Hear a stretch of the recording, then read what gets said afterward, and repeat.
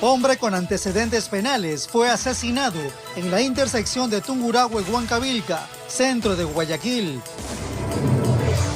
Acribillan a 2 hermanos dentro de su casa en horas de la madrugada del lunes en Durán. Barco pesquero se incendió frente a la rada del puerto de Manta, en Manabí. La policía vincula el navío con la familia de alias mexicano, asesinado en 2025, y cuyo hermano e hijo también fueron asesinados en enero. Régimen suspendió las actividades mineras en Napo. Además, fueron suspendidas las operaciones de las 80 plantas en El Oro y Loja. Comisión de Fiscalización incorporó pruebas nuevas en el juicio político contra Mario Godoy. Así empieza la noticia. Emisión estelar.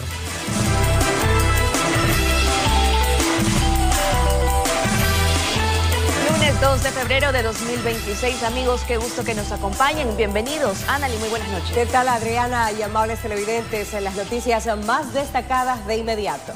Así es, tenemos a nuestros equipos desplegados, a Maite Morán y a Charlie Pisa. Y cuando son las 22:01, hacemos contacto con Charlie Pisa. Nos tiene el reporte de un hecho criminal registrado en el Cantón Durán. Mi querido Charlie, por favor, adelante con la ampliación de esta noticia. Buenas noches. Buenas noches, compañeras, amables televidentes. Sí, esto ocurrió dentro de una vivienda donde 2 hermanos fueron asesinados.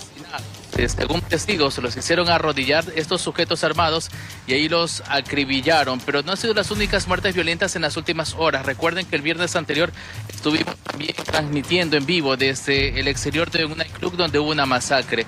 ¿Qué ocurre en Durán? Veamos la siguiente nota. De la madrugada, 2 hermanos de 20 y 15 años, sin antecedentes penales, fueron asesinados a tiros dentro de una casa ubicada en la cooperativa 28 de agosto, cerca del Recreo, en el Cantón Durán.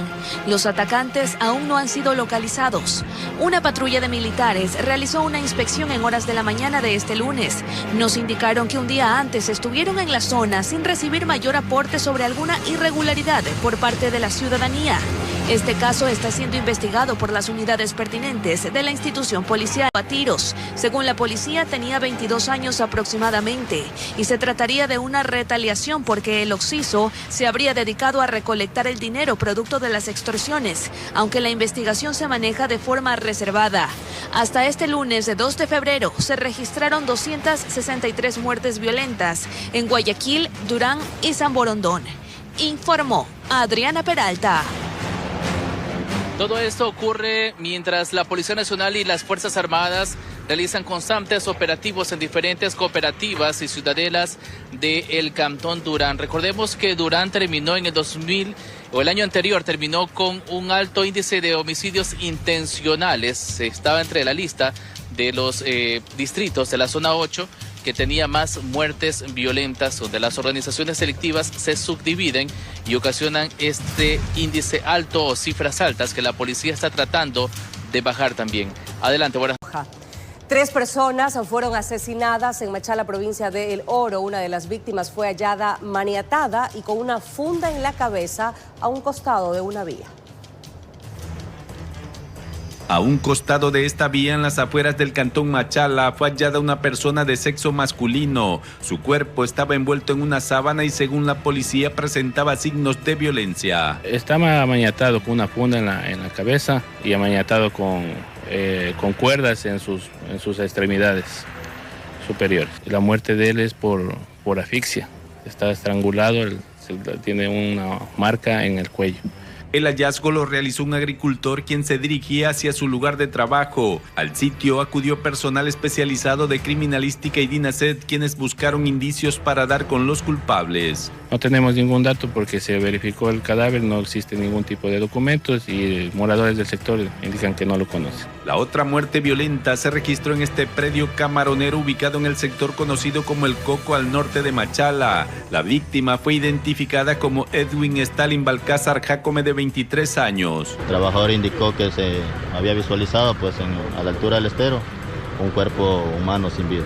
Según información preliminar por parte de las unidades especializadas, manifiestan que presenta heridas, presuntamente por el paso de proyectil de bala. Cementerio General. Allí sicarios dispararon sobre varias personas que libaban.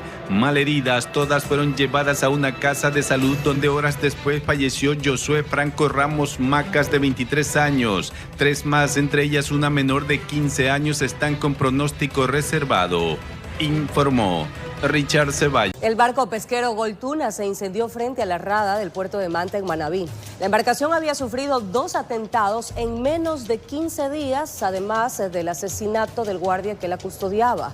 La policía vincula el navío con la familia de alias Mexicano, asesinado en 2025, y cuyo hermano e hijo de 17 años también fueron asesinados en el mes de enero. El barco atunero Goltuna, vinculado por la policía a la familia de alias Mexicano, asesinado en 2025 junto a su esposa y 2 guardaespaldas, se incendió la madrugada de este lunes en la rada del puerto de Manta, en la provincia de Manabí, en un segundo atentado registrado en menos de 15 días. Ese barco era que se le incaute. Ya son como, desde que hubo la explosión, ahí hubo una muerte, le asesinaron a un guardia. Sí, también se está vinculando la muerte de un menor de edad. Ahí se puso explosivos en ese barco. La alerta se dio cerca de las 4 de la mañana. Testigos aseguran que hubo varias explosiones previo al inicio del incendio del barco. Ahí lo dejaron ahí botado, nadie lo cuidaba, estuvo botado ahí como 4 o 5 días. A las 4 de la mañana que había explosión.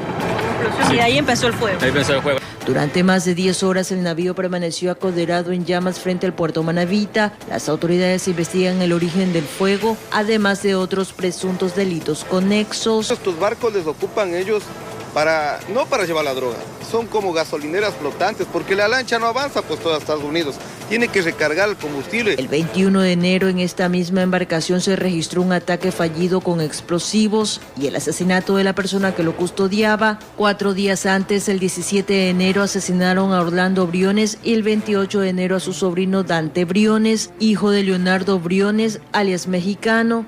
El joven de 17 años de edad fue acribillado frente a la rada del puerto el mismo día en el que el barco era trasladado desde Jaramillo hasta Manta, donde este lunes se incendió. Le mataron a un líder, después al hermano, después al hijo, a la esposa, y acaban con toda la familia.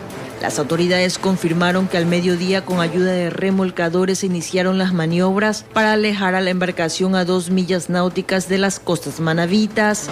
No existe afectaciones a terceros, la afectación es puntualmente a esta embarcación y el armador pesquero no aparece. Bueno, eso ya es un tema que a través de las otras instancias legales se tienen que hacer los acercamientos. Manta es el distrito de Manabí con más muertes violentas vinculadas al crimen organizado. Hay un pasquín que está circulando ya con unas ciertas víctimas que son empresarios, no sé qué grado de participación tienen ellos ahí.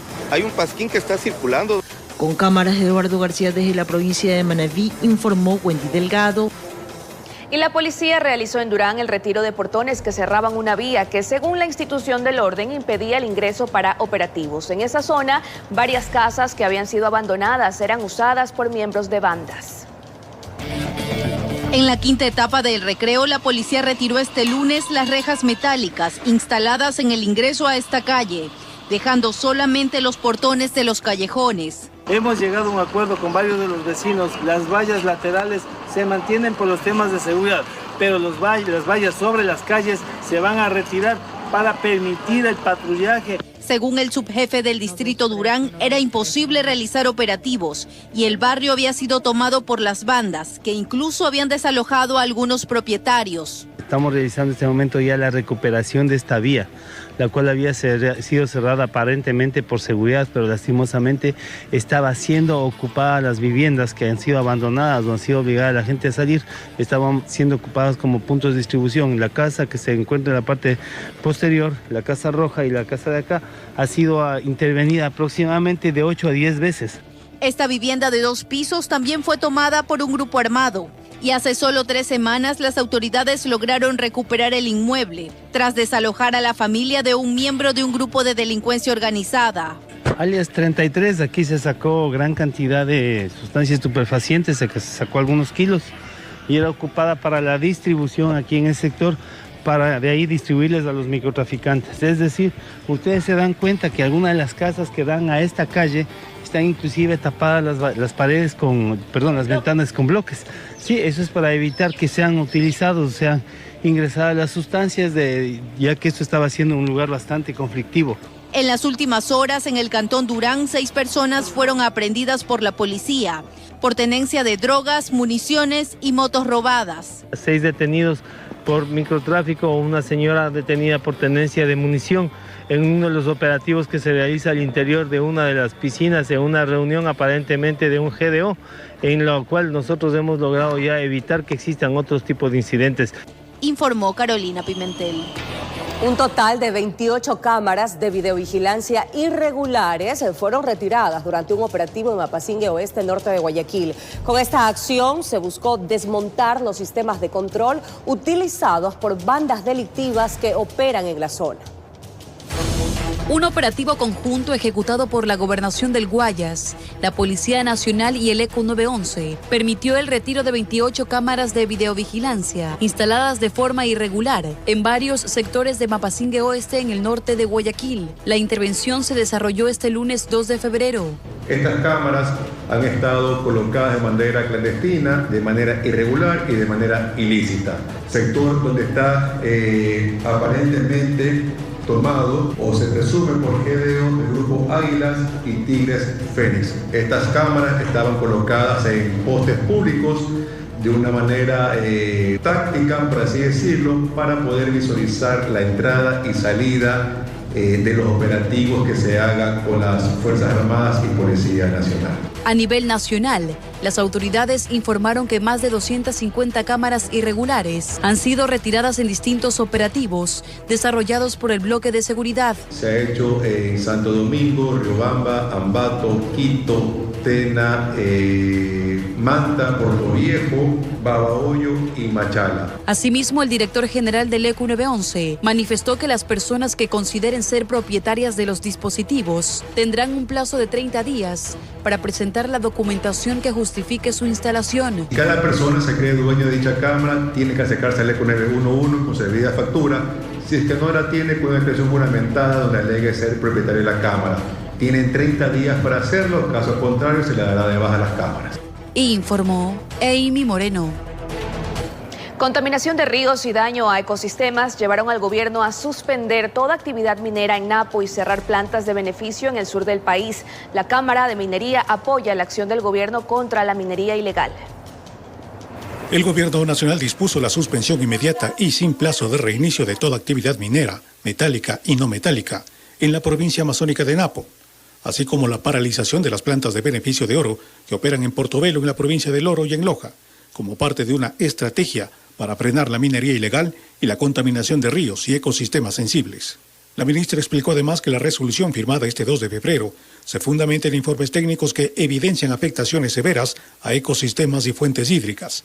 Solo en Portobelo operan alrededor de 80 plantas de beneficio, muchas de ellas asentadas en las riberas de los ríos Amarillo y Calera, cuerpos de agua que han presentado altos niveles de contaminación. Contaminación visual y también pensamos que hay una contaminación en el río y adicionalmente queremos establecer un orden en la pequeña minería y sus contratos de operación. La resolución dispone que en un plazo de 3 días las direcciones zonales 7, 8 y 10 del Ministerio de Ambiente verifiquen que las plantas de beneficio y concesiones mineras en Napo, El Oro y Loja cuenten con la autorización administrativa ambiental, el registro de sustancias químicas peligrosas para el uso de cianuro, el certificado de no afectación al recurso hídrico y la autorización de uso y aprovechamiento de agua. Además, se ordenan inspecciones quincenales para constatar el cumplimiento de la suspensión. Tiene que el ARCOM activarse, hacer las suspensiones de todo y estaríamos esperando a que todos los resultados de los monitoreos de agua, así como los resultados de la revisión documental, estarían en orden. Frente a estas medidas, la Cámara de Minería del Ecuador expresó su respaldo a la acción del gobierno para ejercer un mayor control sobre la actividad minera. Este tipo de acciones para depurar o para sancionar, finalmente ayudan a ese objetivo de tener una minería responsable. Su presidenta subrayó que la minería ilegal va más allá de la simple extracción de minerales. En principio, evidentemente hay que controlar. Creo que la tolerancia en cuanto a extracción ilegal es bastante peligrosa, porque al fin y al cabo recordemos que la extracción ilegal está enmarcada en el crimen organizado, de tal manera que sí se tiene que enfrentar de una manera sumamente frontal. Con estas acciones, el Gobierno Nacional ratifica su política de tolerancia cero frente a la minería ilegal, mientras que el sector minero formal plantea la necesidad de combinar el control estatal con oportunidades económicas y reglas claras que permitan avanzar hacia una actividad minera legal, responsable y sostenible, informó Miguel Ángel Bedoya. Acciones del ejército ecuatoriano permitieron golpear a la minería ilegal, especialmente en la provincia de Loja. Durante las intervenciones, los uniformados detectaron campamentos clandestinos, bocaminas ilegales, maquinaria pesada y transporte irregular de mineral utilizados para esta actividad ilícita.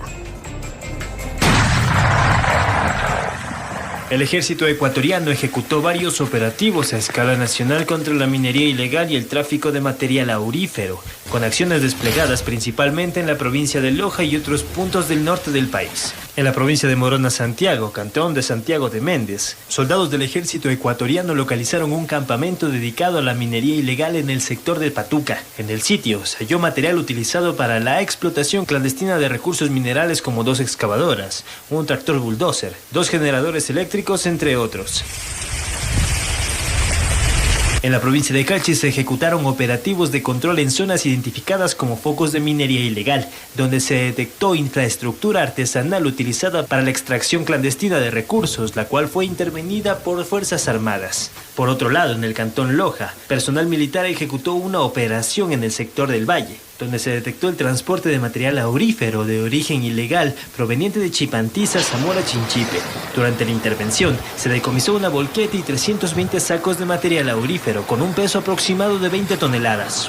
En otra operación en el mismo cantón Loja, uniformados decomisaron 2 volquetas y aproximadamente 40 toneladas de mineral que pretendía ser transportado con permisos irregulares vinculados a una concesión minera. Tras las primeras investigaciones, se estableció que el material aurífero habría ingresado desde Perú por un paso ilegal ubicado en el sector de Coguime Alto, en Zamora, Chinchipe. En el cantón Espíndola, provincia de Loja, efectivos del ejército ecuatoriano identificaron una bocamina utilizada para la extracción ilegal de minerales en el sector Sopoto. Mediante el empleo de un equipo especializado en explosivos y demoliciones, se procedió a la inhabilitación controlada.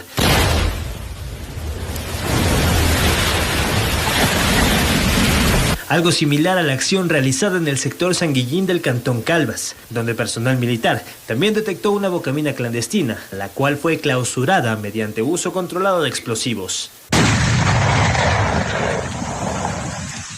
Informó Julián Calahorrano. 22 horas con 27 minutos, amables televidentes. Estamos de regreso con más información. Un padre y sus hijas fueron asaltados mientras se movilizaban en una motoneta en el suroeste de Guayaquil. Delincuentes en moto se llevaron su vehículo.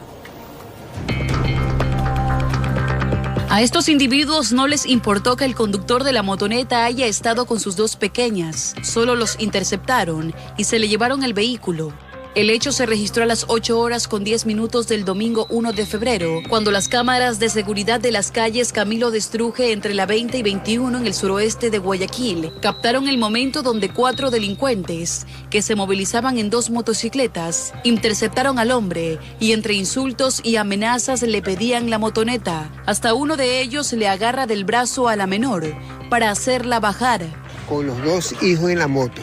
Y vienen 2 motocicletas, atraviesan, le bajan a él y a los niños, y los niños se ponen a llorar y se le llevan la moto. No, ellos no están viendo nada. Yo no sé, pues ahí están los derechos humanos. Pues, los derechos humanos de ese pobre hombre. Solamente salen a reclamar los derechos humanos de los delincuentes. Ese era que los llevaba a las escuelas. ¿Quién sale a defender a ese pobre hombre? Al padre le tocó entregar el vehículo y poner en resguardo a sus hijas, mientras que los antisociales huyeron con rumbo desconocido. Moradores del sector piden mayor seguridad en la zona, pues mencionan que los robos en el suburbio de la ciudad han aumentado. Hace como unos 3 meses robaron también ahí en la esquina. ¿Ya? Entonces sí debería haber más seguridad. Informó Amy Moreno. También 2 jóvenes fueron víctimas de robo y secuestro en la Armenia, oriente de Quito. Los delincuentes fuertemente armados operaron con armas de fuego y se movilizaban en 2 vehículos sin placas. El carro rojo se detiene. Se va a quedar una joven. Es cuando 2 vehículos le cruzan el paso. La conductora y su acompañante son acechadas por encapuchados armados que tratan de romperles las ventanas, pero no pueden. Así que utilizan destornilladores. Pican los vidrios hasta que logran abrir los accesos. Las amedrentan, amenazan. Ellas ponen resistencia hasta que mueven a la dueña del automotor. Es cuando toman el control del carro. La camioneta gris da vuelta, al igual que el otro vehículo de alta gama. Hasta tienen tiempo de hacer el cambio de chofer para desbloquear el carro. Enérgico, uno de ellos reclama qué pasó, hasta que su cómplice finalmente lo logra. Todos escaparon, con las víctimas dentro. Lo que hubo fue un pitazo, no gritaron las chicas. Hubo un pitazo y eso alarmó a los perros de aquí del conjunto. Desde otro ángulo se ve cómo embisten a las jóvenes, sin posibilidad siquiera de pedir auxilio. Durante 4 angustiosos minutos actuaron. Un robo y secuestro consumado en la Armenia, oriente de Quito. Es así que les trasladan y les dejan abandonadas en el sector de la Argelia, en otro distrito, en donde pues las ciudadanas salen y solicitan auxilio. Se encuentran estables. Las afectadas habrían salido de una reunión. Una de las amigas habría ido a dejar a la casa a otra de ellas. Fue cuando sucedió todo. Seguro las estuvieron siguiendo y quizá no se dieron cuenta. 6 sujetos, parece que son de nacionalidad colombiana, no sé si todos, pero los que estuvieron atacándoles a las chicas, les rompieron el vidrio incluso. Se sabe que les arrebataron teléfonos celulares, computadoras y el vehículo, que aún no ha sido localizado. Quienes viven por aquí aseguran que la calle es muy poco transitada, tanto que eso se ha convertido en la mejor arma de los zampones. Claman que vaya la policía, que se haga patrullajes, rondas, porque al ser conjuntos nuevos, son los sitios preferidos de estas bandas delictivas. Informó Marilyn Jaramillo. Y un camión se estrelló contra una casa en Bastión Popular, noroeste de Guayaquil. En el predio no hubo heridos y los 3 ocupantes del vehículo fueron trasladados a un hospital. Veamos. El impacto partió la hora del almuerzo de los habitantes de esta vivienda en el bloque 8 de Bastión Popular, noroeste de Guayaquil. Que pensé que tal vez era un avión o algo, que yo le digo a mi hija, ¿qué pasó? Me dice un carro, mamita, se vio. ¿Pero fue el estruendo? El estruendo fue grande, niña, que nunca me imaginé. El conductor del camión perteneciente a una empresa proveedora de productos perdió el control y trató de evitar un siniestro de mayores consecuencias. Por no darse con los vehículos que estaban de la derecha, se dio con la vivienda. ¿Cuántos ocupantes? Indican que son 3, el conductor y 2 acompañantes. ¿Tuvieron afectaciones? Solo lo que es en la casa, material. Ya vi el chofer que estaba soleado aquí, el otro oficial allá y el otro que anda por ahí medio herido apenas solamente. Paramédicos del Cuerpo de Bomberos trasladaron a los heridos a una casa de salud. El siniestro alteró a todo el vecindario. Era la primera vez que un vehículo de carga se metía a una casa. ¿Saben de dónde es el vehículo? No, desconozco, ahí sí desconozco. El dueño estaba tomando contacto con el conductor, pero ya se lo llevaron a la clínica. ¿Cuál va a ser el procedimiento luego? Normal, el vehículo a lo que es el centro de retención vehicular y que sigan el proceso correspondiente. Y esperan que algo similar no vuelva a suceder. Se quedaron con el corazón en la boca. Informó Jorge Escobar.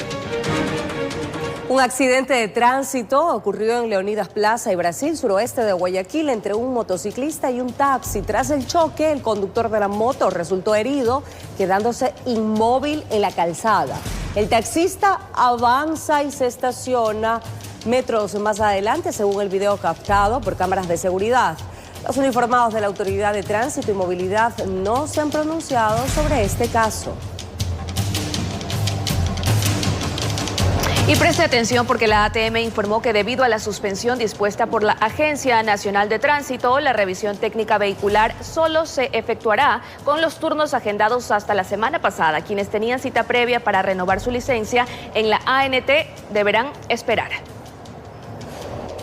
Tomás Sarmiento se enteró de la investigación en la ANT y la suspensión de actividades, pero como había sacado su turno el 13 de enero para renovar su licencia, en el momento en que intervienes, pongas a alguien a supervisar la operatividad, porque la operatividad no puede estancarse, no puede colapsarse. Y todos los certificados, los trámites, los gastos que uno haya hecho en estas otras pruebas que siempre las requieren, de pronto ya pierden validez. La medida también afecta a los GATS. En la Autoridad de Tránsito y Movilidad de Guayaquil, sin embargo, no todos los trámites están suspendidos. Certificado único vehiculares, bloqueos y desbloqueos que generalmente los dispone la autoridad judicial. Así también solo se puede realizar la revisión técnica vehicular cuando se tenga un turno agendado. Se puede realizar el trámite de transferencia, pero solo para recepción de documentos. ¿Usted lo hizo a tiempo? Bueno, lo que pasa es que con esta situación, como le repito, me dijeron que hay que esperar un mes porque si venía luego, de pronto ya no lo alcanzaba. Cuando es el primer día de febrero, el día hábil, pues que toca el número 1. Que no tenga los documentos en regla por A o B situación, entonces peormente es lamentable todo esto.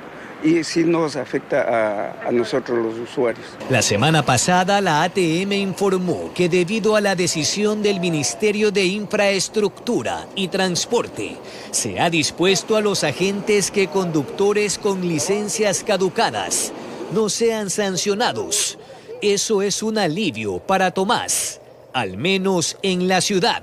Y por ejemplo, yo viajo, me topo con un mal operativo, un mal funcionario, que obviamente quiere de pronto ir a una práctica corrupta. ¿Qué hago ahí? El ministro Roberto Luque informó que la medida tendrá un periodo inicial de 15 días, con la posibilidad de ampliarse a 30. Esta tarde la ATM informó que no procederá con la retención de vehículos que no cuenten con la revisión técnica vehicular correspondiente al año 2025 y años anteriores. Esta excepción se mantendrá hasta que el sistema sea reactivado, permitiendo así a los ciudadanos efectuar el trámite con normalidad, informó Jorge Escobar. La Comisión de Fiscalización de la Asamblea Nacional puso en marcha un proceso de control político en torno a las presuntas irregularidades registradas en las entidades municipales encargadas del transporte, tránsito y seguridad vial en el país. El ministro del Interior, John Reinberg, planteó devolver las competencias al Estado. En cumplimiento a una resolución emanada desde el Pleno de la Asamblea, la Comisión de Fiscalización arrancó con un proceso de control político en el que se busca esclarecer la presunta emisión ilegal de matrículas vehiculares por parte de 150 entidades municipales que habrían sido permeadas por grupos de delincuencia organizada. El inicio de esta investigación coincide con una serie de allanamientos efectuados en el caso Jaque, que expuso una presunta red de cobros ilegales por trámites de licencias y permisos de circulación dentro de la Agencia Nacional de Tránsito. Que no puede pasar que una institución pública que está llamada a garantizar el servicio a los ciudadanos sea la que esté extorsionando. El ministro del Interior, John Reinberg, señaló que la corrupción al interior de las agencias cantonales de tránsito se originó cuando la policía perdió sus competencias de control vial. Por ello solicita recuperarlas. Los municipios no saben manejar las competencias. Grandes, medianos y pequeños no tienen la capacidad, no lo saben hacer, es un desastre. ¿Cuáles fueron las consecuencias durante estos cerca de 15 años? Incremento del nivel de violencia en nuestra red vial estatal, incremento del nivel de delincuencia en la red vial estatal, incremento de los niveles de siniestralidad a nivel nacional. ¿Cómo ustedes pretenden, si no hay personal para eso, si no hay herramientas para eso, si hay unos OPC abandonados, cómo pretende, señor ministro, usted acoger una competencia más? El director de tránsito de la policía, Cristian Barreiros, compareció ante esta mesa legislativa y aseguró que los grupos criminales utilizan a las entidades de tránsito para cometer varios delitos. Lo que se ha encontrado, matrículas fraudulentas, licencias fraudulentas y venta de especies originales se las vende, eliminación de multas y sanciones, Hay ciudadanos que se encuentran fallecidos y tienen a su haber más de $600.000 de multas subidos. Todas estas actividades, dijo el ministro del Interior, están bajo la mira de la policía, que ya ha intervenido las agencias de tránsito de Durán y Manta y plantea realizar nuevas acciones en las próximas semanas. Como Ministerio del Interior y como Policía Nacional nos hagamos cargo de más agencias, que ingresemos a otras más para tomar el control de ellas. A priori, la Comisión de Fiscalización cuenta con un informe en el que se habla de 115.000 vehículos matriculados irregularmente en el país, causando un perjuicio superior a los $50 millones, informó Álvaro Terán. La Comisión de Fiscalización de la Asamblea Nacional aprobó el cronograma del juicio político contra el presidente de la Judicatura, Mario Godoy. Además, solo se calificó 2 de los 40 nuevos elementos probatorios ingresados por los 5 proponentes del correísmo. El juicio político por incumplimiento de funciones en contra del presidente de la Judicatura, Mario Godoy, arrancó con un primer roce entre el oficialismo y la oposición en la Comisión de Fiscalización. La bancada oficialista en la Comisión de Fiscalización resolvió inadmitir 38 de los 40 elementos probatorios entregados por el correísmo, argumentando que fueron presentados de manera extemporánea a la solicitud de enjuiciamiento. Entre ellos, por ejemplo, la renuncia del juez Carlos Serrano. No estaba anunciada cuando presentaron la solicitud de juicio político. Ustedes recordarán, la solicitud fue del 29 de diciembre y esta renuncia fue antes de la presentación de la solicitud. Podría haber sido incluso anunciada, ni siquiera haber sido presentada como tal. El malestar en el correísmo no se hizo esperar, pues entre los elementos rechazados consta la denuncia presentada por la expresidenta de la Judicatura de Orellana, Samantha Lozada, quien denunció el retiro de seguridad pese a haber recibido varias amenazas contra su vida. Es vergonzoso lo que pasa en el sistema de justicia para que nosotros no queramos incorporar, sobre todo, evidencia que ha sido absolutamente clara.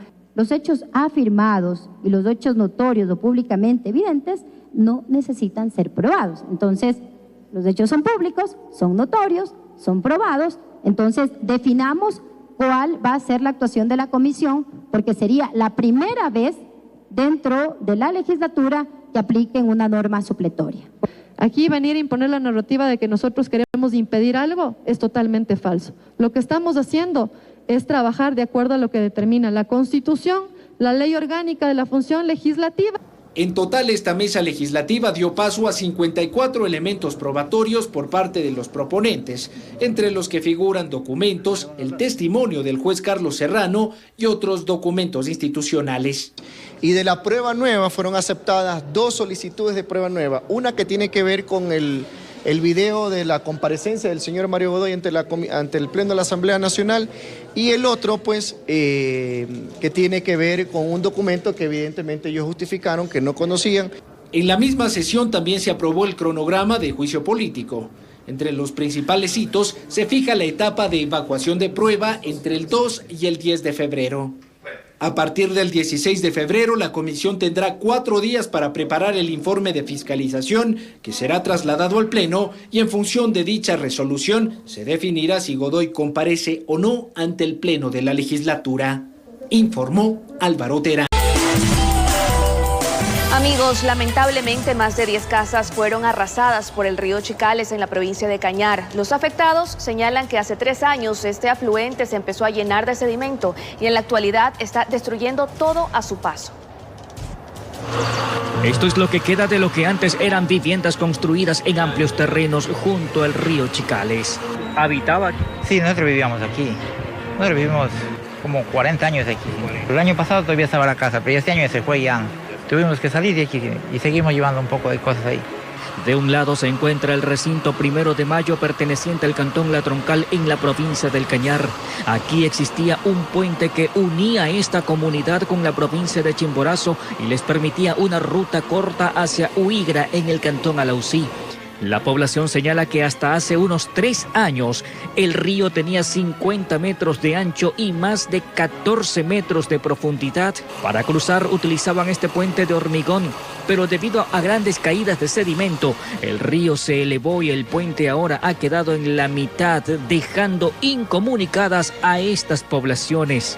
¿Qué alternativa hay para viajar hasta Huigra? Y la única forma es darse la vuelta por Araguacil, por vía Cuenca. De aquí hasta Huigra, ¿qué tiempo estamos?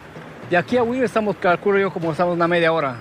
Media hora a Huigra. Dando la vuelta por Cuenca, ¿cuánto sería? Dando la vuelta por Cuenca vamos a demorar siquiera unas 3 a 4 horas.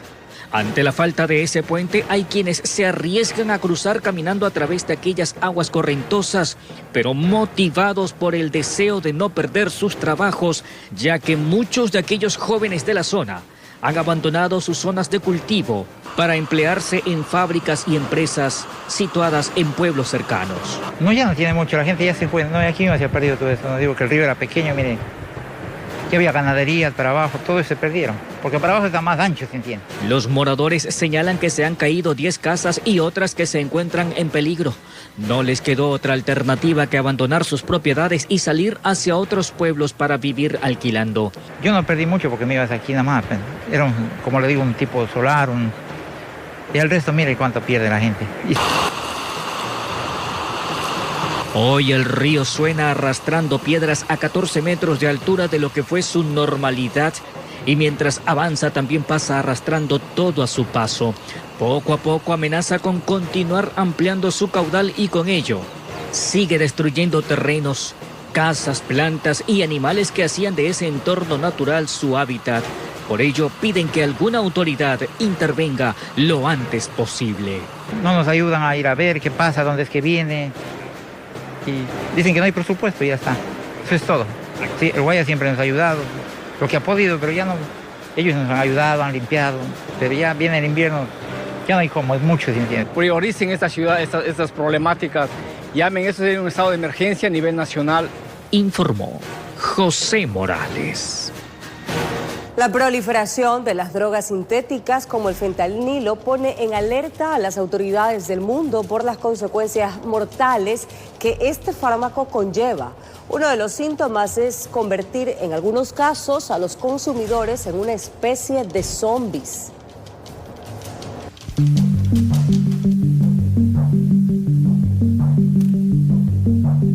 Es una amenaza que de a poco estaría ganando terreno a nivel mundial.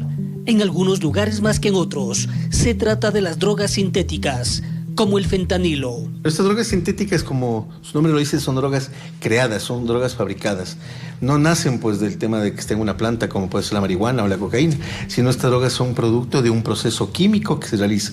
Y recordemos que el fentanilo es un medicamento, legalmente es un medicamento que se utiliza pues para tratar las enfermedades como el cáncer o cirugías que han derivado de un dolor extremo para el paciente. Anestésico que vio la luz en 1979 y no pasó mucho tiempo para que grupos delincuenciales empiecen a darle mal uso. Una de las cualidades es que la droga puede volver zombies a quienes la utilizan de forma inadecuada, ya que es 100 veces más fuerte que la morfina. Bastaría 2 gramos para que sea mortal, desde la experiencia de los expertos. Recordemos que en los Estados Unidos dicen que hay un pueblo que no sé cómo le llaman, pero que es un pueblo de zombies, en donde todo el mundo realmente anda drogado, pero no sabe qué le sucede. ¿No es historia eso? No es historia, es real, está en los medios de comunicación. Y a esas personas que dejan de consumir y no tienen su dosis, tienen problemas de depresión. Otros pueden tener problemas de euforia y pueden comenzar a matar o a buscar cómo conseguir la droga. Ya se vuelve un problema de salud pública. Todo dependería de las características del cuerpo como de la droga, siendo uno de los principales afectados el cerebro. Recordemos que los opiácidos lo que hacen es conectarse con los receptores de opiácidos que tienen las células del cerebro. Entonces, obviamente, pues lo que se afecta directamente es del cerebro.